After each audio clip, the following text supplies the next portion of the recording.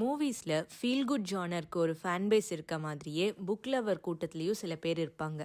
Feel good மூவிஸ்னால் Vikraman எப்படி ஞாபகம் வராரோ அதே மாதிரி ஃபீல் குட் புக்ஸுக்கு நம்ம பவுலோ காய்லோ தான்.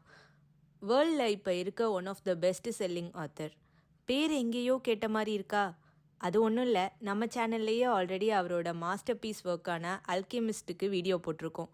ஸோ இன்றைக்கி அவரோட இன்னொரு வண்டர்ஃபுல்லான த பில்கிரிமேஜ் புக்கை பற்றி பேசுவோம். எல்லோருக்கும் வணக்கம். பில்கிரிமேஜ் பற்றி எங்கே ஆரம்பித்து எப்படி முடிக்கிறதுனே தெரில. ஆல்ரெடி சொன்ன மாதிரி இது ஃபீல் குட் ஜானர் அப்படிங்கிறதுனால நீங்களே படித்து ஃபீல் பண்ணாதான் முடியும். அப்புறம் எதுக்கு வீடியோ போடுற அப்படின்னு கேட்டால், இந்த புக்கில் நீங்கள் என்ன எக்ஸ்பெக்ட் பண்ணலாம் அப்படிங்கிறத ஒரு சினாப்சிஸ் மாதிரி சொல்ல ட்ரை பண்ணுறேன். ஓப்பன் பண்ணால் 38 வயசான பவுலோ, அதான் நம்ம ஆத்தர், ஆம்னு ஒரு சின்ன ஸ்பிரிச்சுவல் சொசைட்டியில் ஒரு மதம் சார்ந்த குழுவில் மாஸ்டர் ஆகிற ட்ரைனிங் எடுத்துகிட்ருக்காரு. அந்த மாஸ்டர் ஆகணும்னா ஒரு வாளை எடுக்கணும். ஆனால் அதை எடுக்க போகிற நேரத்தில் இந்த வாளை உபயோகம் பண்ணுற அளவுக்கு உனக்கு மெச்சூரிட்டி இல்லை அப்படின்னு சொல்லி அதை எடுக்க விடாமல் தடுத்துடுறாங்க அந்த குரூப்பில் இருக்கவங்க. மறுபடியும் அந்த வாளை எடுக்கணும்னா இவர் அதை தேடி ஒரு புனித பயணம் மேற்கொள்ளணும். இவருக்கு வழிகாட்டியாக ஒரு மாஸ்டர் பெட்ரஸ்னு ஒருத்தர் வராரு.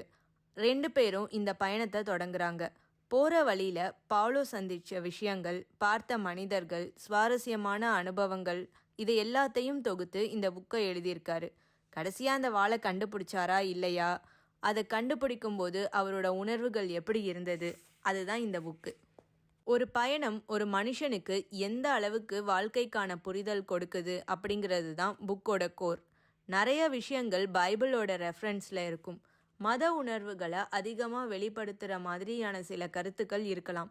ஆனால் சொல்ல வர விஷயங்களை தெளிவாகவே சொல்லியிருக்காரு.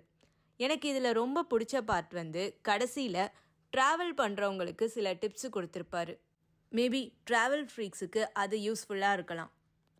நம்பர் 1, எப்போவுமே ஒரு சிட்டிக்கு போனால் மியூசியம் மாதிரி விஷயங்களை விசிட் பண்ணாதீங்க. ஒரு சிட்டி ப்ரெசண்ட்டாக எப்படி இருக்குங்கிறத கவனிங்க. செகண்ட், 10 நாளில் 10 கண்ட்ரியை விசிட் பண்ணுறதை விட ஒரு சிட்டியில் ஒரு வாரமாவது டைம் ஸ்பெண்ட் பண்ணுங்கள். ஒரு ஊரும் ஒரு அழகான பொண்ணு மாதிரி, அவளை மயக்க உங்களுக்கு டைம் தேவைப்படும். நம்பர் 3, முடிஞ்ச அளவுக்கு தனியாக ட்ராவல் பண்ணுங்கள்.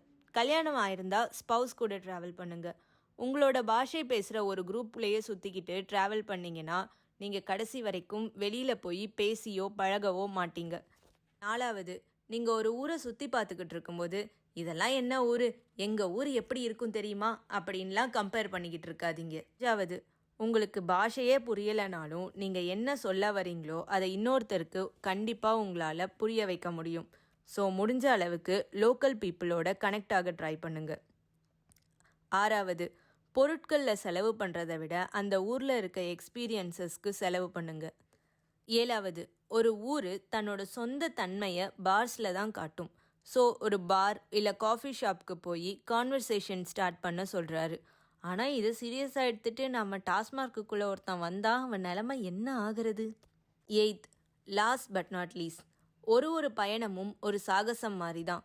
ஒரு நகரத்தோட தெருக்களில் எந்த இலக்கும் இல்லாமல் சுற்றி திரிகிற அனுபவம் உங்கள் வாழ்க்கையவே சில நேரங்களில் மாற்றி அமைக்கலாம்.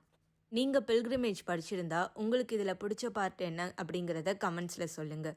இந்த மாதிரி நிறைய வீடியோக்கள் பார்க்க லோக்கல் லைப்ரரியை சப்ஸ்கிரைப் பண்ணுங்கள். நன்றி.